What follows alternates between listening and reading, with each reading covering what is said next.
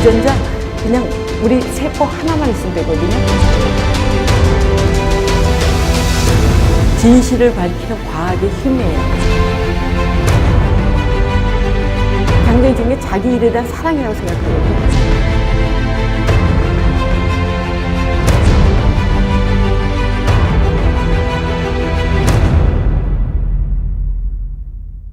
방금 소개받은 정희설입니다. 여러분 만나뵙게 돼서 아주 반갑습니다.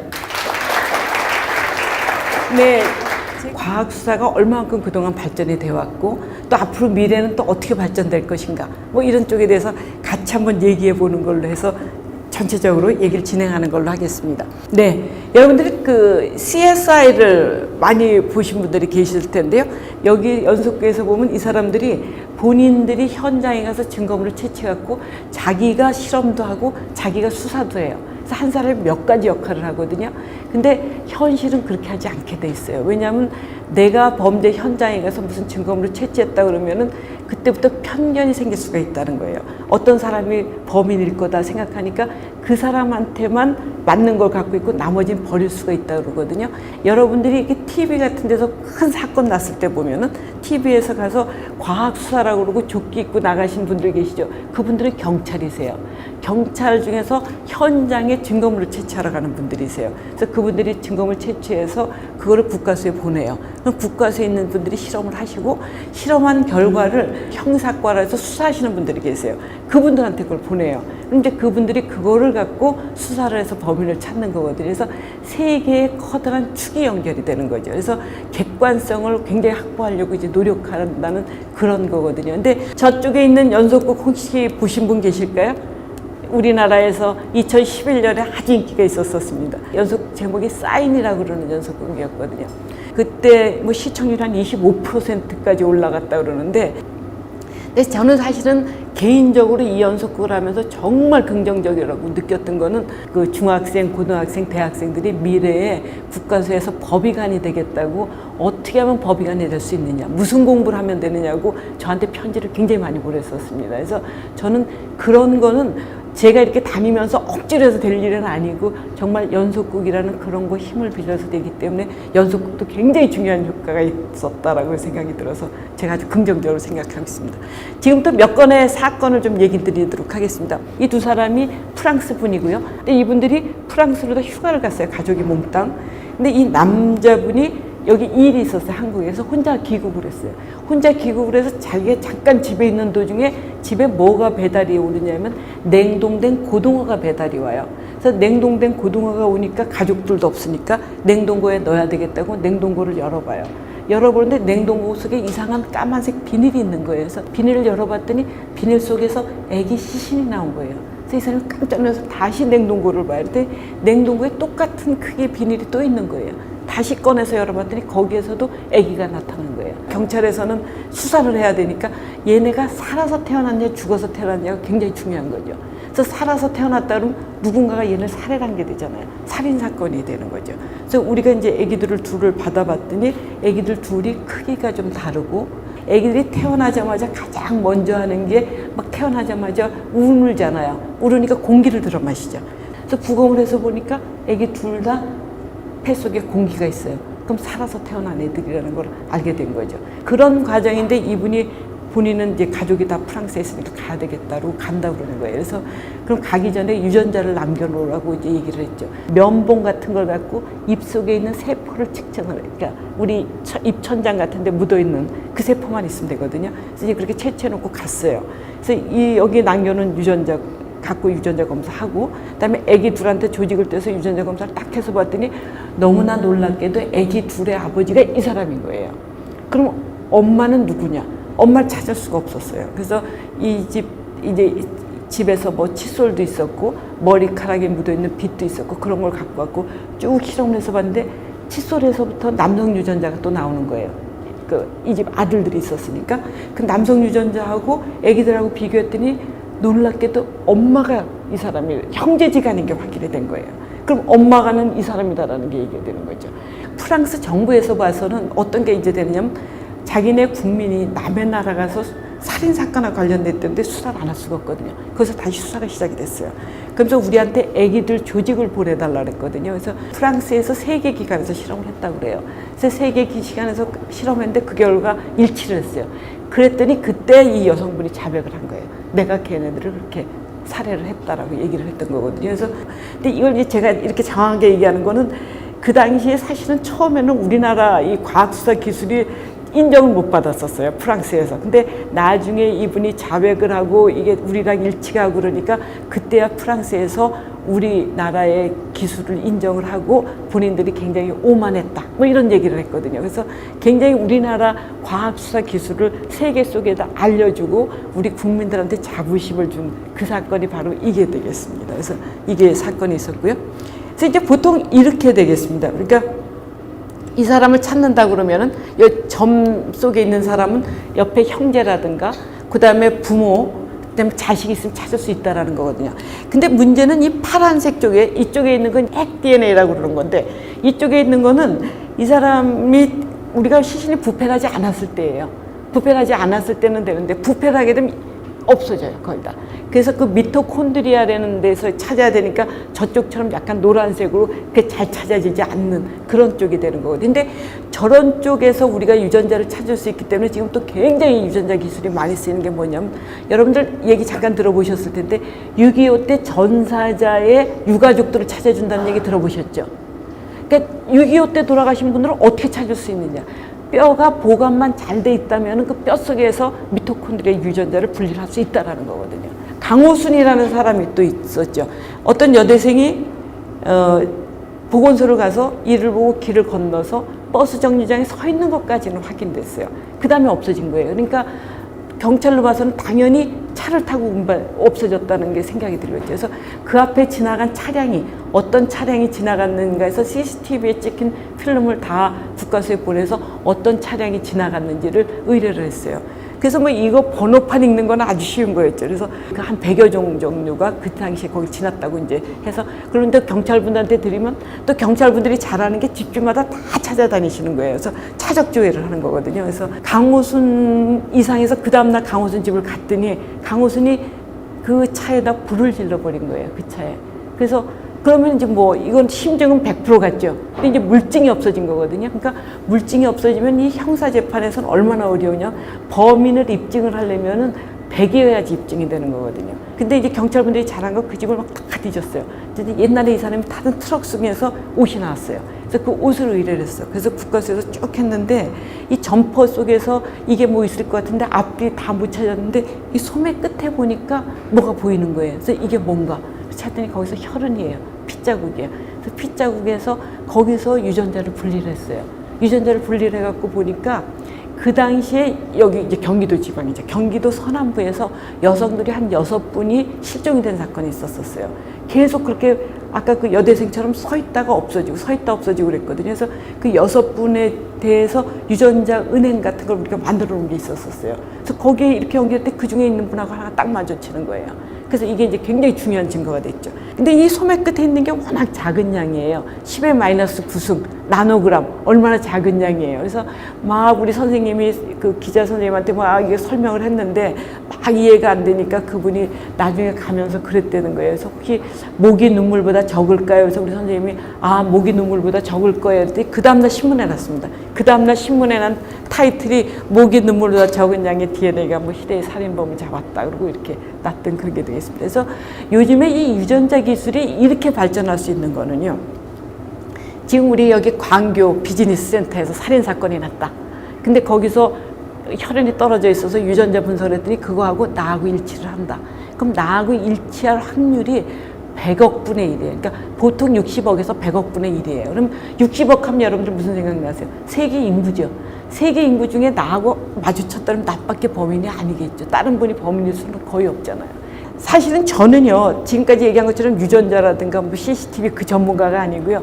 저는 저의 아주 특별한 제가 스페셜티를 갖고 있는 게 제가 마약 실험한 사람입니다. 마약하고 약동물 하는 사람이거든요. 그래서 저는 부검을 하는데 저보고 부검실에 잠깐 내려와야 된다 해서 갔더니 어떤 큰 사람이 있어서 우리나라 사람이 아닌가 보다 했더니 그 사람 그 어떤 비행기 속에서 대한항공을 타고 오다 대한항공에서 사망을 했기 때문에 우리가 부검을 해야 된다는 거예요. 그래서 부검을 한다니까 막 뱃속에서 저런 게 나온다는 거예요. 그래서 저 딱 보자마자 하얀색 분말을 보니까 마약이구나 이 생각이 들더라고요. 그래서 마약 중에 어떤 마약인가 그리고 막 실험을 했더니 남미에서 많이 나는 마약 중에 코카인이라는 거 들어보셨죠? 그래서 코카인이 바로 여기서 나왔어요. 그래서 순도가 얼마쯤 되나 이렇게 쭉 했더니 한 90%. 굉장히 순도가 높아요. 그다음에 저런 게 뱃속에서 한 115개가 나왔어요. 그래서 이 사람들을 뭐라고 얘기하냐? 바디 패커라고 그래요. 자기 몸을 이용을 해서 마약을 밀수를 하는 거예요. 근데 이 사람 같은 경우는 아주 운이 나쁘게 패킹이 잘못된 거예요. 그래서 이걸 패킹을 잘해야지 안 셀 거 아니에요. 근데 패킹을 잘못해갖고 이게 조금 샜어요. 근데 우리 우이가 산성이잖아요. 우이산이 막 많으니까 산성으로 다 흡수가 됐어요. 흡수가 돼서 이 사람 부검하고 난 다음에 농도 측정을 했더니 코카인 농도가 몸에서 무지무지 높이 나온 거예요. 그러니까 사망할 때까지 계속 흡수가 됐기 때문에 그렇게 흡수가 돼서 농도가 굉장히 높았던 거거든요. 그래서 목숨을 걸고 이제 어쨌든 팔러 가다가 결국 이게 터져서 그렇게 죽었는데 그래서 보통 이 사람들이 이게 밀수를 할 때 어떻게 하냐면 아주 안 새는 데다가 싸고 난 다음에 또 까만색 비닐로도 저렇게 싸요. 까만색 비닐로 싸는 이유는 이게 엑스레이 같은 데 안 찍혀야 되니까. 근데 요즘은 엑스레이가 또 굉장히 좋아졌잖아요. 그러니까 이 사람들은 이제 지금은 또 엑스레이 나쁜 공항만 찾아다닌대요. 근데 이제 마약을 먹었는지 안 먹었는지 실험하는 건 뭘 갖고 실험하냐면 소변 갖고 오줌 갖고 많이 실험을 해요. 오줌 갖고 실험하면 우리가 먹었던 게 몸속에서 변한 것까지 나오니까 굉장히 측정하기가 좋거든요. 근데 소변 중에서는 한 일주일쯤 지나면 안 나와요. 근데 먹은지 뻔히 아는데 이게 안 나오니까 어떻게 하느냐 해서 개발한 게 모발에서 하는 실험이에요. 모발에서. 그러니까 이 약물을 우리가 먹게 되면은요. 저기 까만색 있는데 그 하얀색 동글동글한 게 지금 약물이라고 생각하시면 되거든요. 이렇게 쭉 가갖고 머리카락으로 가서 혈액하고 같이 머리카락 속에 들어가요. 그다음 혈액은 다시 나가요. 거기 머리카락 속에 약물이 떨어져 있는 거예요. 그 다음에는 머리가 자라는 거에 따라서 이동이 되거든요. 0.8에서 1.3 뭐 이렇게 돼요. 근데 이제 평균적으로 할 때 1cm라고 그래요. 그래서 내가 만약에 6개월 전에 마약을 먹었다 그러면 내 머리 모근으로부터 6cm에 남아 있는 거예요. 굉장히 중요한 기술이에요. 그러니까 대략 머리카락을 봐서 이 사람이 언제쯤 마약을 먹었는지 알 수 있다라는 거거든요. 그 뉴질랜드에서 지진이 났었을 때 거기 뉴질랜드 총리가 그 인터뷰를 하시면서 무슨 얘기를 하시냐면은 국가수에 있는 사람들 같은 사람 왔으면 좋겠다. 그래서 저희가 그때 파견했던 선생님들이 이제 법의관 그 의사 선생님들하고 또 법치에서 치아 그다음에 유전자 검사하신 분하고 세 분을 가시라고 그랬어요.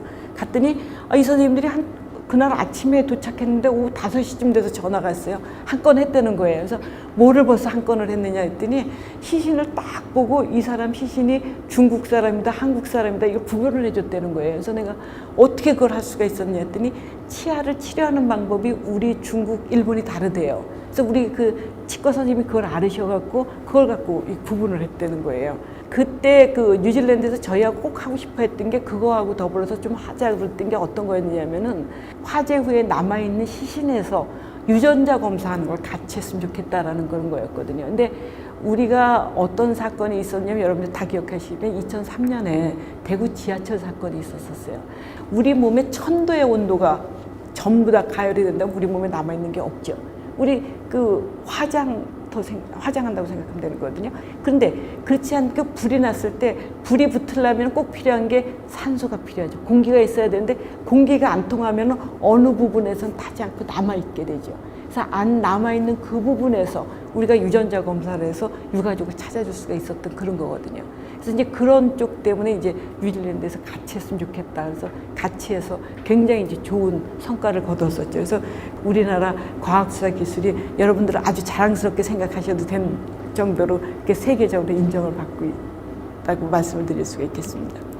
그래서 사실은 국립과학수사연구원의 일이라는 건요, 바로 이렇게 해결되는 건 참 없고요. 굉장히 이렇게 뭐랄까 집념을 갖고 내가 이거를 해결해야 되겠다라는 그런 게 참 필요한 것 같아요. 그러니까 제가 보기엔 어느 직장도 마찬가지인데 그 직장마다 약간의 특색이 있는데 국가수에서는 조금 더 그런 어떤 끈기라든가 집념이라든가 이런 게 조금 더 요구되지 않는가 하는 그런 생각을 하고 있습니다. 그래서 일단 보면은 이렇게 뭐 창의성, 전문성, 도전성, 글로벌 역량 뭐 이런 게 굉장히 필요하다는 거고, 창의성이라는 거는 어떠면은 사실은 저는 굉장히 중요한 게 자기 일에 대한 사랑이라고 생각하거든요.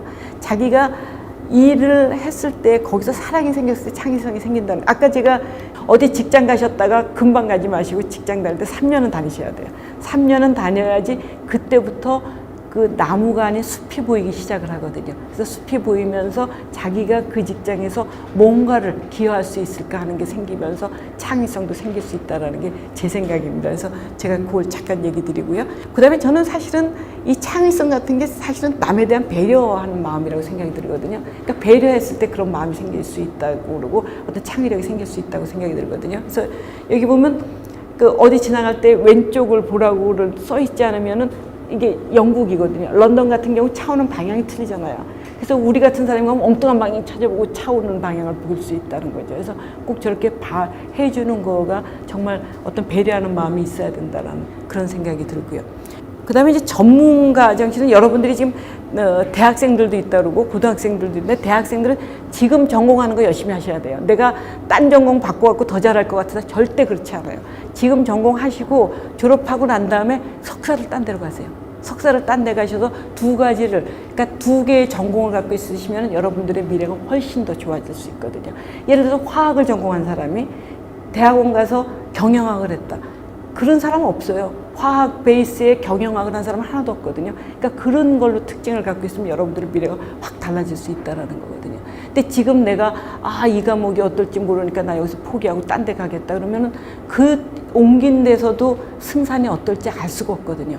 그러니까 그렇게 하시지 마시고 지금 현재 있는 이 자리에서 열심히 하고 그 다음에 다른 데로 가는 게 저는 굉장히 좋겠다는 게 제 생각입니다. 그래서 제가 오늘 막 두서없이 앞에부터 얘기를 했는데 오늘 얘기를 하면서 이제 어제 과학 수사가 그래도 이 과학의 힘으로 수사가 이렇게 진행될 수 있고 과학의 힘이 얼마나 중요한가, 또 과학에 대한 관심 많이 가져주시고 또 국가수에 대해서도 많이 응원해 주시기를 바라고, 여러분들 중에 한 분 정도는 국가수로 가실 수 있으면 제가 아주 큰 행복으로 알고 오늘 강연을 마치는 걸로 하겠습니다. 감사합니다.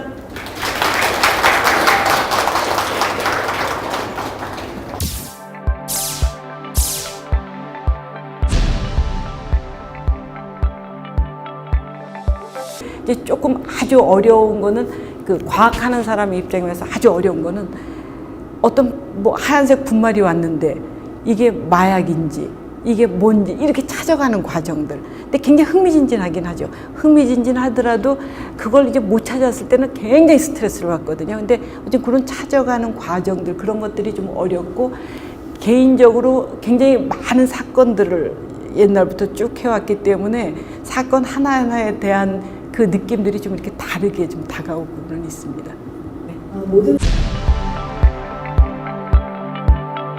그다음에 우리가 일란성 쌍둥이를 제외하고는 유전자는 일란성 쌍둥이는 같아요.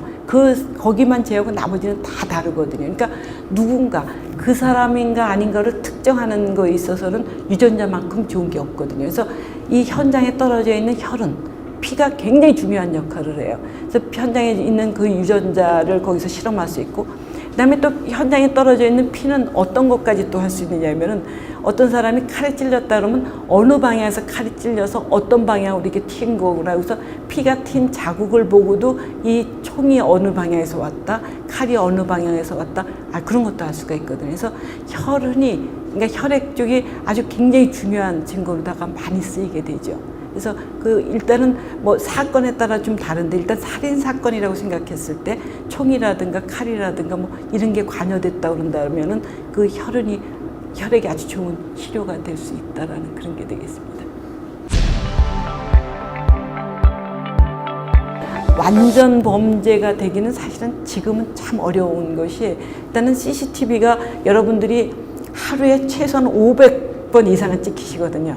그러니까 그렇게 많이 찍히니까 우리 동선이 다 노출되어 있다고 생각하시면 되는 거고, 그런 어떤 CCTV에 대한 영향도 굉장히 크고, 그 다음에 전화기에 대한 그 통신, 그 수사도 그렇게 많이 달라지고 있고, 또 과학의 힘으로 계속 이게 좀 더 많이 접근이 되기 때문에 완전 범죄를 하기에는 아마 제가 보기에는 굉장히 좀 어렵지 않을까. 그리고 제가 오늘 얘기하지 않은 굉장히 많은 또 과학의 기술들이 국가수에 숨어 있거든요. 그러니까 완전 범죄하기는 굉장히 어려울 거라고 저는 생각이 듭니다.